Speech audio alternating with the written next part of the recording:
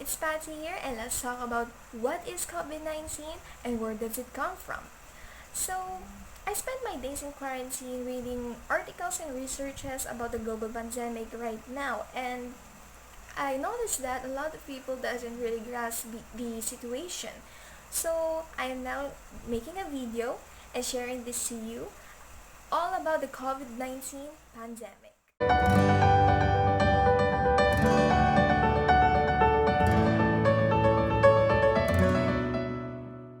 I have a word bank here. I've listed all the words that relate to our topic, and the first word will be endemic. Endemic is a disease that exists permanently in a particular region or population. For example, is malaria. Malaria is a constant worry in some parts of Africa. So, the next word is epidemic. It is an outbreak of disease that attacks many people about the same time and may spread through one or several communities. And when an epidemic spreads out throughout the world, it becomes a pandemic. So, a pandemic is a global outbreak of disease. Pandemics happen when a new virus emerges to infect people and can spread between people sustainably. And because there is little to no immunity against this virus, it spreads out worldwide. So the next word will be reservoir. And it's one or several animal species that are not or not very sensitive to the virus, which will naturally host one or several viruses. The absence of symptoms of the disease is explained by the effectiveness of their immune system. The next will be genomic. It is a complete set of genes in a cell or organism. So the genome is the entire data content that is present within one cell of an organism. And genomics is an area within genetics that concerns the sequencing and analysis of an organism's genome. Experts in genomics strive to determine the complete DNA sequences and perform genetic mapping to help understand the disease. So, our last word will be pathogen. In biology, a pathogen is, in the oldest, by the way, oldest and broadest sense, is anything that can produce a disease. A pathogen may also be referred to as infectious agent or simply a germ. So that will be our word bank. So, what is coronavirus? Coronaviruses are a large family of viruses that can cause illness, ranging widely in severity. The first known severe illness caused by coronavirus emerged back in 2003 in China, and it is called the severe acute respiratory syndrome or the SARS-CoV. The second illness was back in 2012, but it is found in Saudi Arabia, and it is called the Middle East Respiratory Syndrome or the MERS-CoV. So, the coronavirus disease in 2019 is called the COVID-19. It is a new strain that was discovered and has not been previously identified in humans.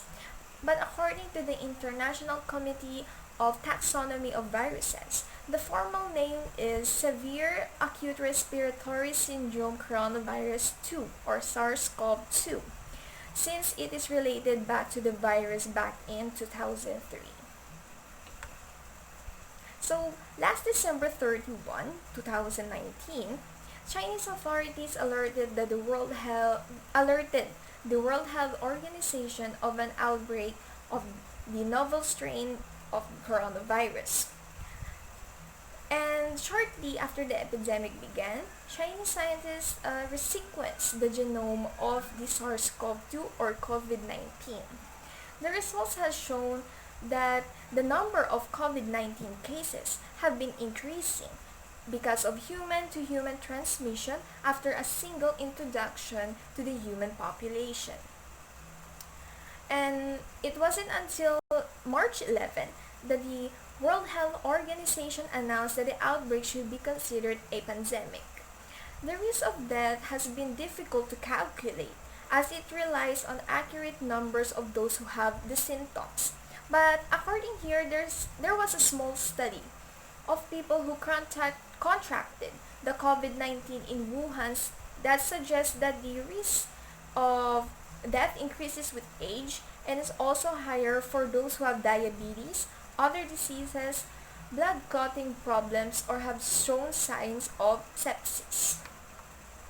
So, worldwide, researchers are racing to develop potential vaccines or drugs to fight the virus. But there is a group of researchers has figured out the molecular structure of a key protein that the coronavirus uses to invade the human cells, thus opening the door of development of a vaccine.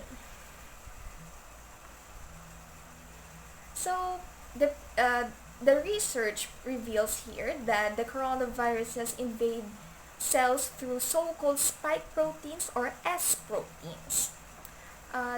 It has two important features: the receptor binding domain, or the RBD. It is like a grappling hook that grips onto the host cells. And then the other feature is the cleavage site. It is like a can opener that the virus used to crack open and enter the host cells. Thus, this spike protein is the major surface protein that it uses to bind to the human cell receptor. The viral membrane fuses with the human cell membrane, allowing to the genome of the virus to enter the human cell and begin the infection. So, it says here that the spike protein was so effective at binding to the human cells. In fact, the scientists concluded that the result of this binding was through natural selection and not a product of genetic engineering.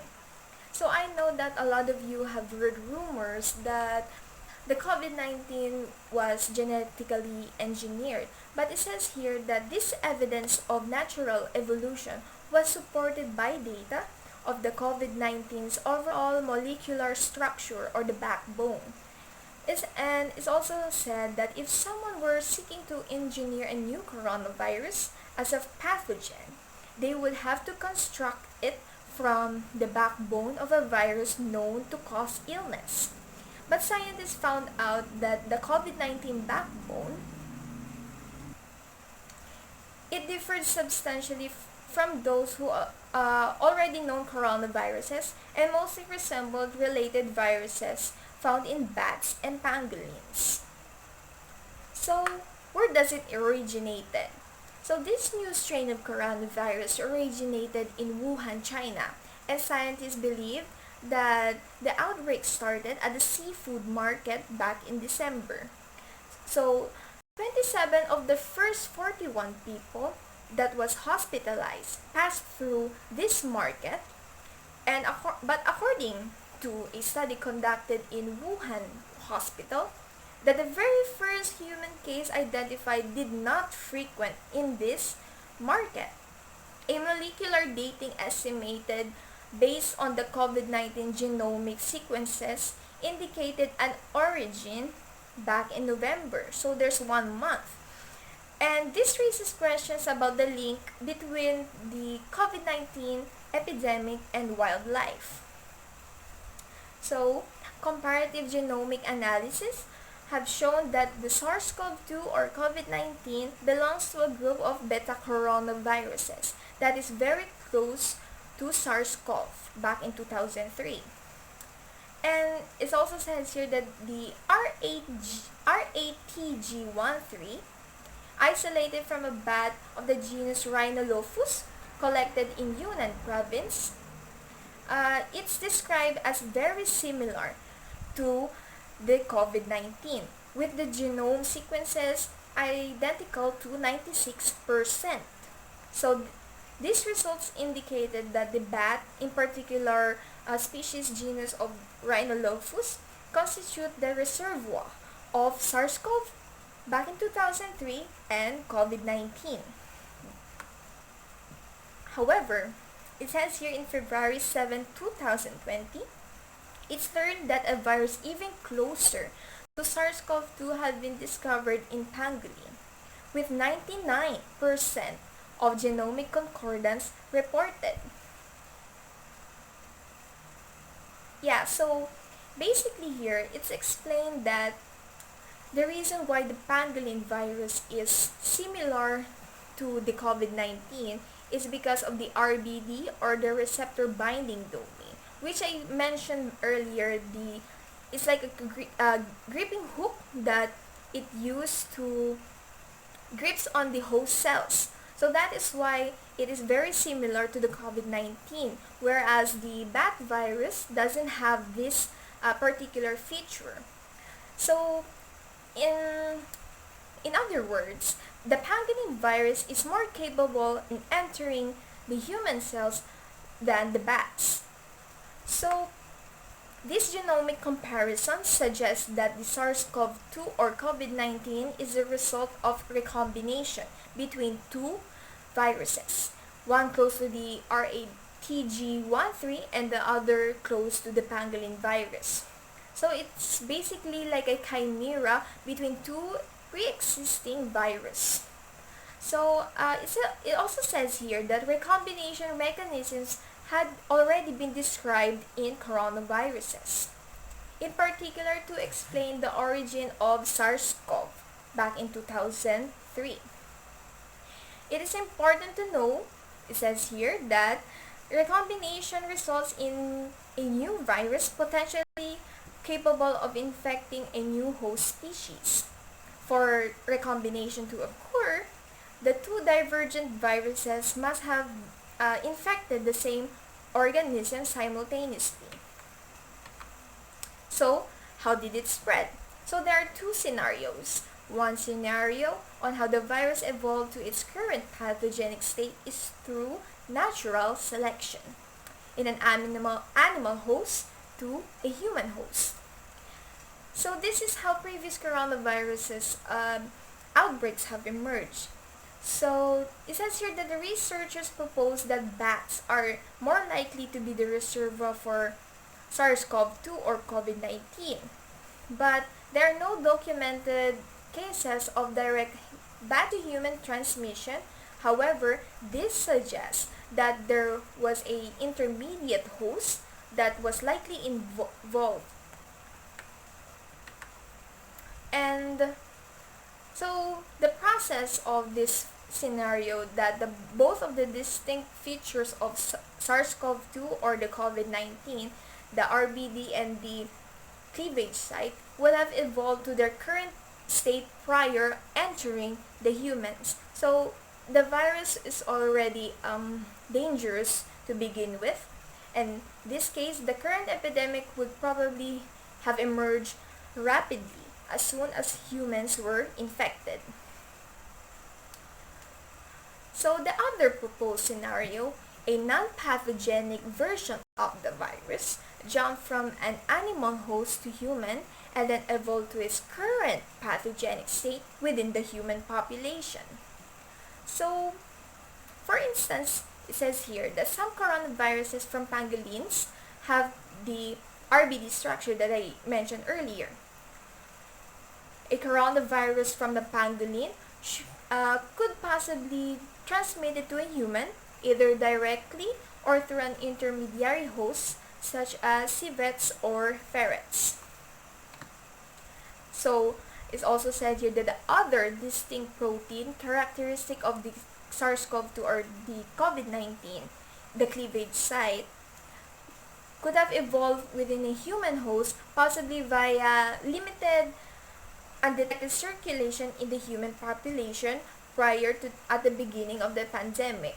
So, the COVID-19 could have evolved such a virulent cleavage site in human cells as soon as kicked off the current epidemic. So the study co-author Andrew Rambon cautioned that it is difficult, if not impossible, to know at this point which of the scenarios is most likely. If the SARS-CoV-2, he said, entered humans in its current pathogenic form from an animal source, it raises the probability of future outbreaks, such as the illness-causing strain of the virus could still be circulating in the animal population and might once again jump into humans. And he also said that the chances are lower of a non-pathogenic coronavirus entering the human population and then evolving properties similar to the SARS-CoV-2 or COVID-19. So, I have some questions in mind. For example, where did the original strain really came from? Considering that the scientists believe that it came from a seafood market. But there are evidences that it came from a bat and a pangolin, a recombination of the virus. So the seafood market is basically just a hot zone, considering that the first human case did not frequent this market. And when and what are the conditions did the recombination occur? For example, what kind of animal most likely became the intermediate host? And which scenario did the virus could have evolved? So, that's it for today. The summary of our talk is basically just about the virus and where it originated. So I place all the links of the articles and researches in the description box. Feel free to read it, and I hope you enjoyed the video. Click subscribe and watch out for my next video. It will be posted maybe the end of the week or early next week. So I hope you enjoy it, and I hope you all are safe. Thank you. Bye bye.